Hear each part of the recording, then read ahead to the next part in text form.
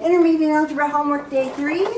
We are evaluating a linear expression, integer multiplication with addition or subtraction. The integer multiplication here is when you're multiplying this integer, can be positive or negative whole number, times our variable, and then we're adding or subtracting. So when we evaluate an expression, we're going to put the value that we're substituting in for the variable in parentheses. So here I have negative, and I'm going to put a number in for the c, plus 9 times, and I'm going to put a number in for the y. So in for the c, I'm going to put a 5. In for the y, I'm going to put in a negative 6. Here I'm going to simplify. Technically, this means negative 1 times 5. We know it's just negative 5. Here we have a positive 9 times a negative 6, which is negative 54. We're then going to add negative 5 plus a negative 54. Since my signs are the same, I add and keep the sign. And so I end up with negative 59. Number 2, taking b minus 5 times c. So I'm going to put a number in for the b. I'm going to take negative 5 times the number for the c. In this case, b is going to be 7, c is going to be 4. So in this case, nothing's in front. I can just drop my parentheses. That's going to stay 7. Negative 5 times 4 is going to give me minus 20. So I'm going to do 7 minus 20. My signs are opposite, so I'm going to subtract. And I'm going to get negative 13. The bottom one, that one's a little bit trickier because we've got a whole lot of negative signs in there. But when we substitute in, we have the negative in front, and then we're going to have a negative in front of what we're going to put in for b. In for b, we put in a negative 7. So I added that extra set of parentheses in for the b that I substituted in for. And then I have minus 3 times c. I see that when I typed, I didn't make that a c. Better fix my notes. And so when I substitute in here, notice here, I have a minus, and another minus. I have 3 negatives. That means it's going to be negative. A negative times a negative is a positive, but a positive times a negative means that whole number there is going to be just a negative 7. I'm going to write it over here. On this side, I have negative 3 times negative 6. A negative times a negative is going to give me a positive. And so I'm going to have negative 7 plus 18. A negative 7 plus 18 is going to give me 11.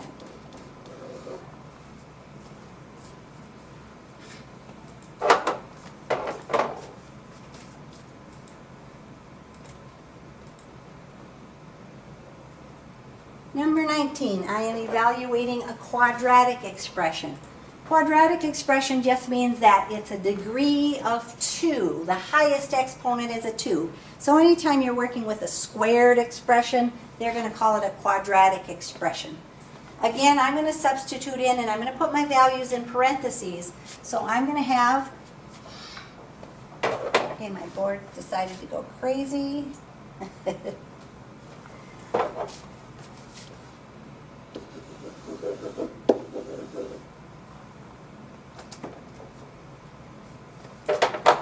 Fix that again.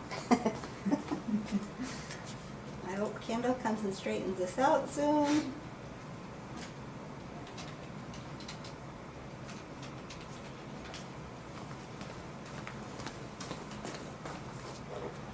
I'm going to have negative 2 squared minus 8 times negative 2 plus 5. The important thing here is if you're going to grab your calculator and use your calculator, you be sure that you put the parentheses around your negative 2. Negative 2 times negative 2 is positive 4, and if you don't use the parentheses on your calculator, you're going to end up getting a negative 4. Here, negative 8 times negative 2 is a positive 16, and then plus 5. 4 plus 16 is 20. 20 plus 5 gives me an answer of 25.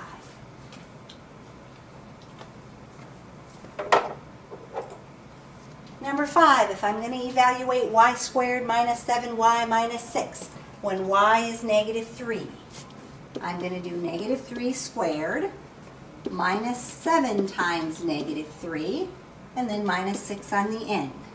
So doing my exponent first, negative 3 times negative 3, positive 9. Negative 7 times negative 3 is a positive 21. And then I have a minus 6. So 9 plus 21 is 30. 30 minus 6 is 24. Number 6, same kind of thing, but these ones are a little easier since I don't have a negative, I have a positive 2. And so I'm going to do 2 squared plus 8 times 2 plus 4. 2 squared, 2 times 2 is 4. 8 times 2, positive 16, and then plus 4. 4 plus 16 is 20. 20 plus 4, hey, I got 24 2 times in a row.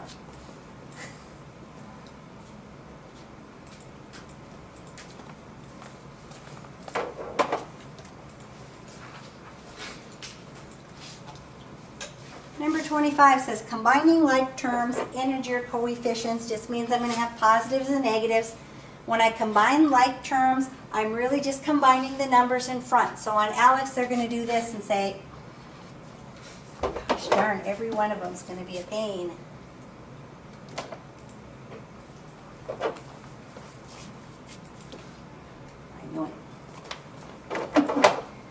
Every time I move the board, it doesn't want to stay.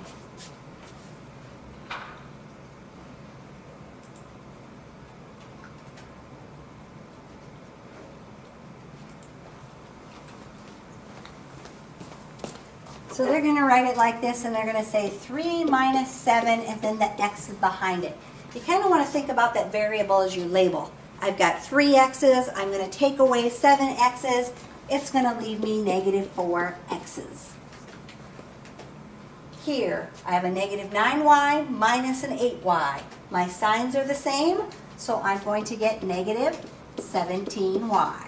Negative 9 minus 8 is negative 17.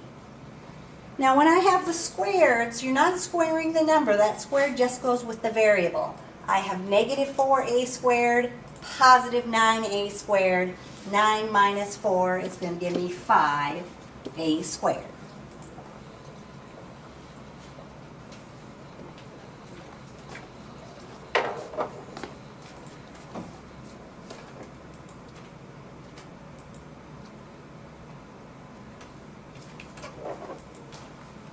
Number 10 says the properties of addition.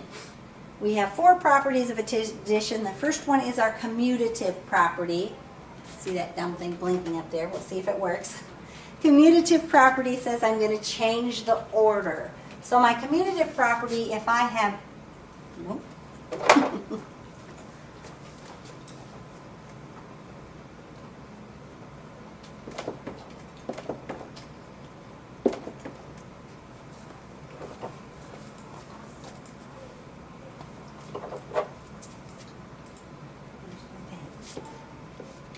If I have x plus y, my commutative property says I'm just going to change the order of those. So I'm just going to switch it around and make it y plus x. That's all my commutative property does, switch the order.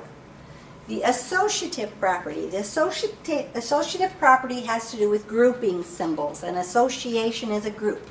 The associative property says that I have to have the same order, but I move my parentheses. Well, if I'm going to move my parentheses, I have to have more than 2 things. So usually they show it with 3 things. They'll have an example like this. If x plus y plus z equals x plus y plus z, on my associative property, one side will have the parentheses around the first 2. On the other side, it's going to have the parentheses around the other 2. So all I did was move the parentheses. I didn't change anything else in my expression.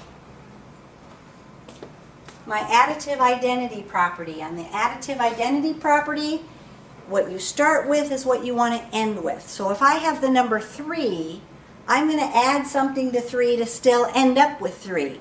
So what I would add would be adding 0. If I add 0 to any number, I get the exact same number back. So my additive identity property says if I take x plus 0, I'm still going to end up with x. Didn't change the value of my number.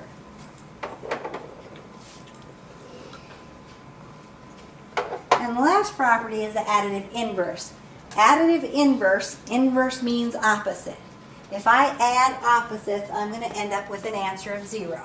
So their example is going to say something like x plus negative x ends up being 0. A 3 plus a negative 3 would end up being 0.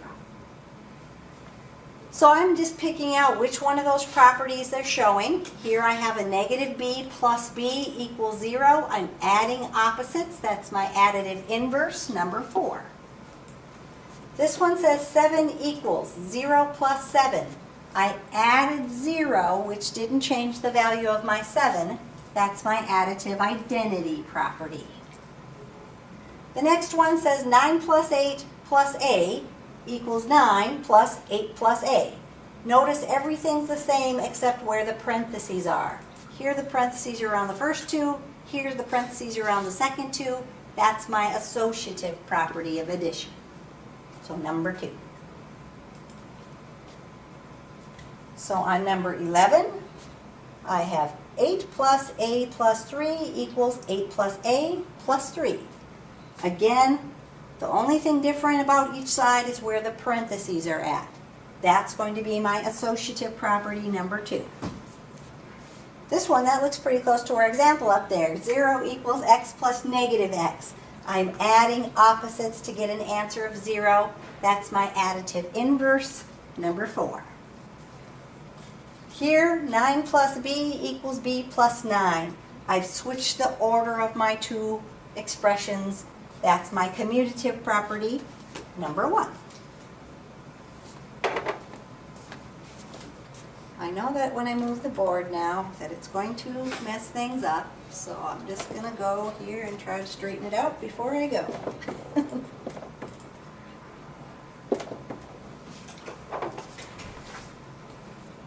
Next one here, picking out my properties yet, negative a plus a equals 0.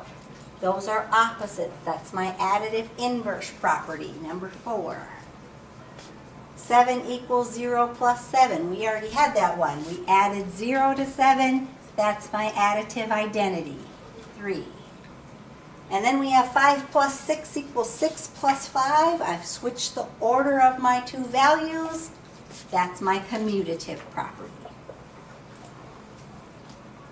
Number 23 says I'm using the distributive property whole number coefficients. The difference between a whole number and an integer is that whole numbers are always positive. So these first ones are going to start with positive numbers on the outside. No negative ones. You might have negatives subtracting, but coefficients, they're going to be whole numbers. So here I'm just going to multiply. My distributive property is used to remove the parentheses. I'm taking 6 times the w, which is 6w. I'm then going to take the 6 times the positive 5, which is a plus 30.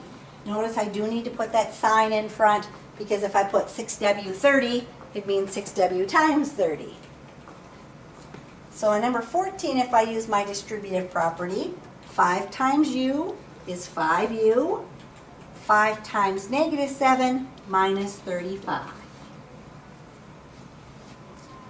And then on number 15, if I use my distributive property, 7 times x is 7x. 7 times 4, positive 28. And I've removed my parentheses.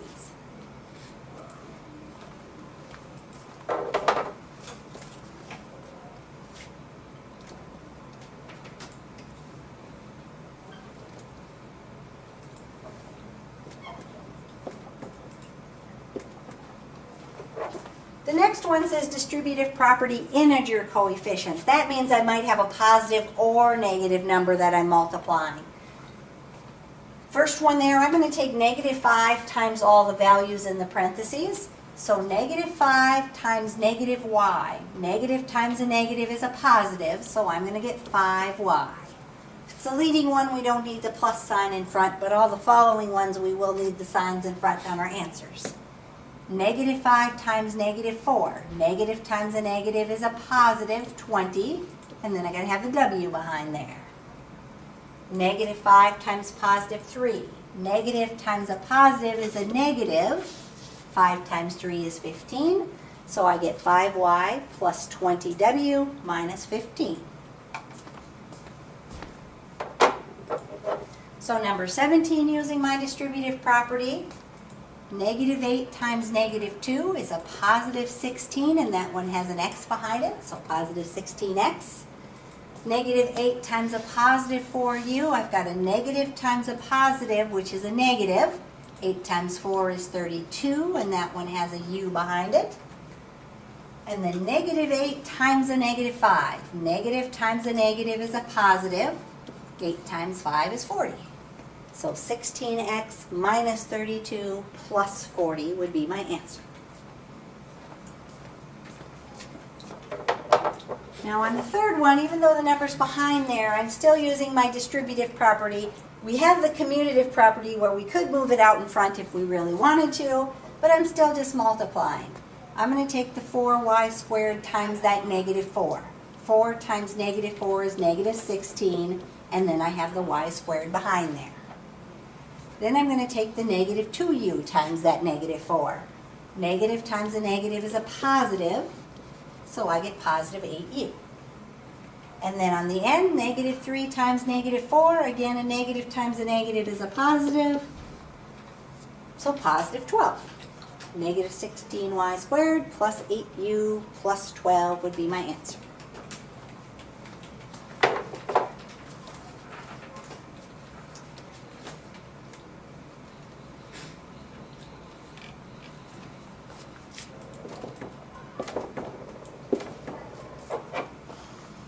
Properties of real numbers. Now these first 4 properties you can see are the first 4 that we did on the previous page. We had the commutative property of addition, where we said x plus y equaled y plus x, and we switched the order. We had our associative property of addition, where we said x plus y plus z equals x plus y plus z. And on one we had parentheses around the first 2, and on the other we had parentheses around the second 2. We had our additive identity property where we added 0 and we said x plus 0 still stayed x. And we had our additive inverse property where we added opposites and we said x plus a negative x equals 0. So those first 4 are the same 4 that we already had. The next one was the distributive property. The distributive property is a combined property. It has both addition and multiplication in it. Because on the distributive property, we were multiplying the number in front to remove the parentheses. Our distributive property says if we have x times y plus z, that we have to distribute that out and take the x times the y plus the x times the z. And then we got rid of the parentheses. So that's the only property you have that has both adding and multiplying. The last properties are your multiplication properties. Some of them are very similar to what we already had. We have the commutative property of multiplication. On our commutative property, we just changed the order. So if I'm multiplying, I'm going to say x times y equals y times x, and I'm just going to flip them around. My associative property is where I move my parentheses. So instead of adding, I'm going to multiply. If I have x times y times z and x times y times z, one might have parentheses around the first 2, and the other one might have the parentheses around the other 2. Now with the multiplying, sometimes they put the dot in there for multiplying, sometimes they don't put a dot in there because you don't really need it. Multiplicative identity. You want to think about the identity as what you start with is what you want to end with. When you multiply, if you multiply something times 1, it's not going to change its value. 3 times 1 is still going to give you 3. So my multiplicative identity property is going to say if I take x times 1, I'm still going to end up with an x. So I'm going to look for that multiplying by 1. Multiplicative inverse property. The multiplicative inverse property is the one that's kind of goofy. No. The inverse of multiplying is dividing. But when we work with fractions and we divide, we end up multiplying by the reciprocal. So what the multiplicative inverse property says is if I take a value times its reciprocal, I'm going to end up with an answer of 1. Their example is going to look something like this. X times 1 over x equals 1. Right? The x's would cancel out and you just get 1. If I have 2/3 times 3 over 2, the 2's would cancel, the 3's would cancel, and I'd end up with an answer of 1. So a value times its reciprocal always equals 1. And the last property is the multiplication property of 0, which is pretty much like it sounds. If I take a value times 0, I'm going to get a 0. Anything times 0 is equal to 0. Now, on my note sheets, the ones on Alex that say Linda's note sheets under the resources, I'm going to have words there that explain those things instead of just the little scribbled examples. So if you're having trouble with this, go on Alex under the resources and print out R30, which is the one of the properties of real numbers, and that'll have all those words beside it that explains those properties. So what I do when I'm looking at the properties is I first decide, is it an addition property, which is the top one? Does it have both adding and multiplying? Then it's probably for sure number 5. Or does it just have multiplying? Then it's going to be 6 through 10. This one here is an adding property, so I know it has to be 1 through 4. 3/5 plus n equals n plus 3/5. All they did was switch the values around. That's my commutative property that we already had before, number 1. The next one, you'll see it just has multiplying in it. So I know it's going to be in 6 through 10. 8 times 4 times 5 fourths, 8 times 4 times 5 fourths. I've just moved my parentheses. That's my associative property, but I have to make sure I do the associative property of multiplication, and so that's number 7. The next one, again, I'm multiplying. I'm taking 2/3 times 0. I end up with 0, and so that's my multiplication property of 0, number 10. And then that last one, that's that weird one. I always think it looks funny. B times 1 over b equals 1. A value times its reciprocal always equals 1. That's that multiplicative inverse property, number 9.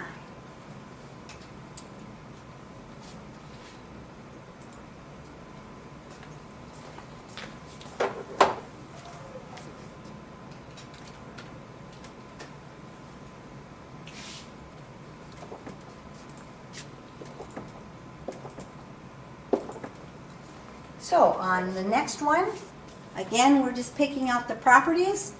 3/5 times, or n times 3/5 equals 3/5 n. Notice they didn't put the dot there, but you could put the dot there because that means times in there, and all they did was switch them around. That's going to be my commutative property of multiplication, number 6.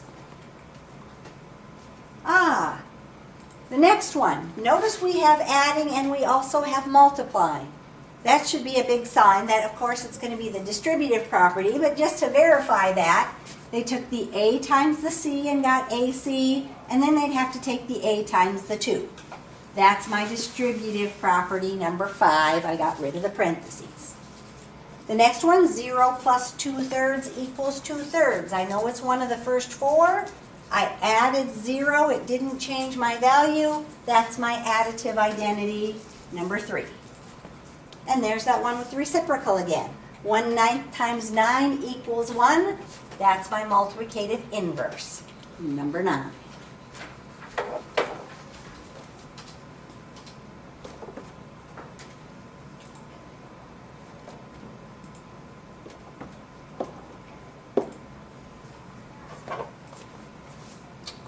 The next one, I have both adding and multiplying again.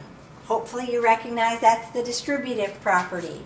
I took the 5 times the 3/2. I also took the 7 times the 3/2, and I got rid of my parentheses. So number 5, my distributive property. The next one, we have a times n times 4/5, and then we have an times 4/5. All I did here was move my parentheses. That's my associative property of multiplication, so number 7. The next one, I'm doing adding and subtracting. I have a -5/2 and a +5/2, which are opposites. That's going to be my additive inverse property. When I add opposites, I get an answer of 0. So number 4 is additive inverse. And then I have 1 times c equals c. I had c, I multiplied it by 1, which is my multiplicative identity. So multiplicative identity is 8.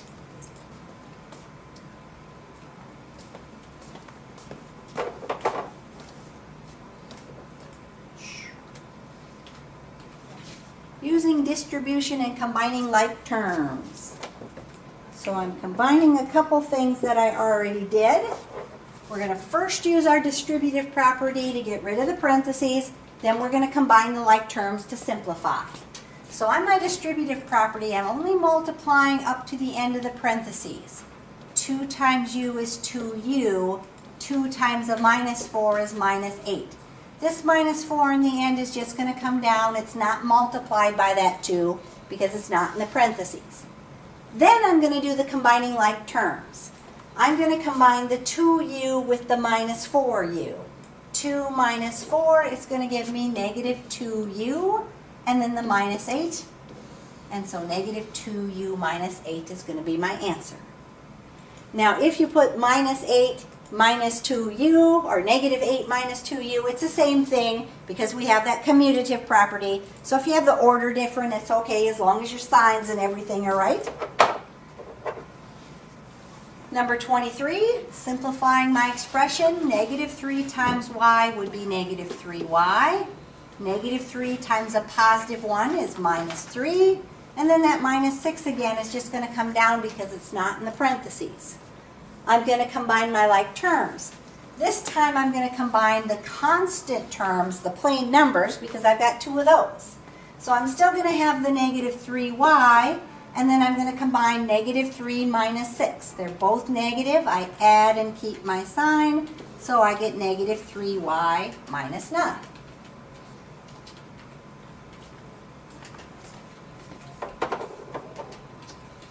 Number 24, same kind of thing using my distributive property. 4 times 2u would be 8u. 4 times a +6 is a +24. The -12u is just going to go out on the end since it wasn't in the parentheses. I'm then going to combine my like terms. This time I can combine my variables. 8u minus 12u is a -4u plus 24. So -4u plus 24 would be your answer. Now they just get a little bit longer on the next ones. Oh.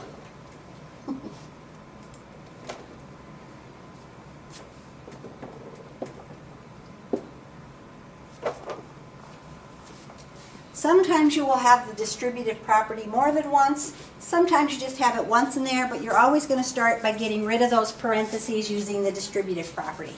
So here I'm going to multiply up to the end of the parenthesis, and then I'm going to do the other step. -2 times -6 would give me +12u. -2 times a +w, -2w. Negative times a positive is a negative. Here, this technically is either subtracting, where you change it to adding the opposite, or multiplying by -1. You get the same thing either way. I think of it this way. Negative times a negative, going to give me a positive, so +3w.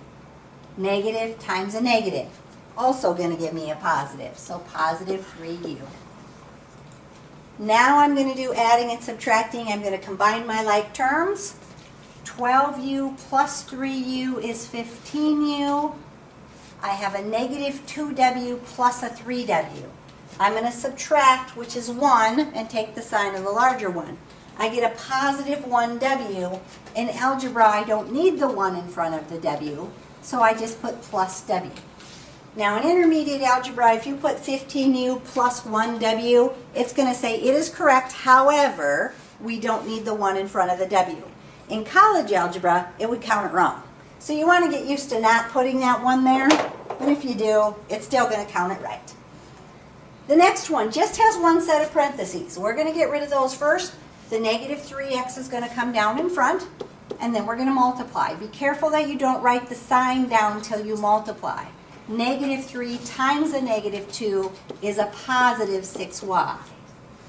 Negative 3 times a positive 6, negative 18x.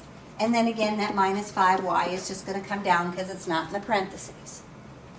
Again, I'm then going to just combine my like terms. A negative 3x minus an 18x, I add and keep the sign 18, 19, 20, 21, negative 21x. 6y minus 5y. 6 minus 5 is positive 1, so I just get plus y. I don't need the 1 in front. So negative 21x plus y. The next one, same kind of thing here. I've got that minus sign in front. I think of that as multiplying by a negative 1. The 4x just is going to come down. Negative times a positive makes that negative 6y. Negative times a negative makes that a positive 6x. Just changes that sign. And then the plus y is going to come on the end. Combining my like terms.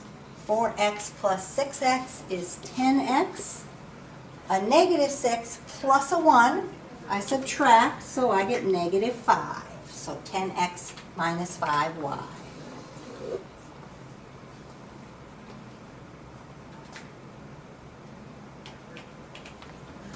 And combining like terms in a quadratic expression. Again, a quadratic expression just means that the 2 is the highest exponent, so they call that a second degree polynomial. Got a squared. And I'm just going to combine my like terms. They want to recognize that an x squared and an x can't be combined. They're not like terms. I'm going to combine the like ones. 9x squared minus 10x squared are like terms. 9 minus 10 is negative 1, but again, we don't need the 1 in front of our variable, so we're just going to write it as a negative x squared. Now normally they'll do it in descending order, so now they're going to do their x's next. I have a 3x, it doesn't have anybody to combine with, so I'm just going to put the plus 3x next in my list. And then I'm going to do the plain numbers, they call them constant terms on the end. Negative 4 plus 10 is a positive 6. Now if you don't get it in that order, which is called descending order, it's okay, it's still correct if you have the order switched around, but that's the order you'll see that put it in. It's the best form for the answer. So 29, if I combine my like terms, negative 8x squared plus 10x squared would be 2x squared. Looking for just my plain x's, I just have a minus 5x that doesn't have anything to combine with.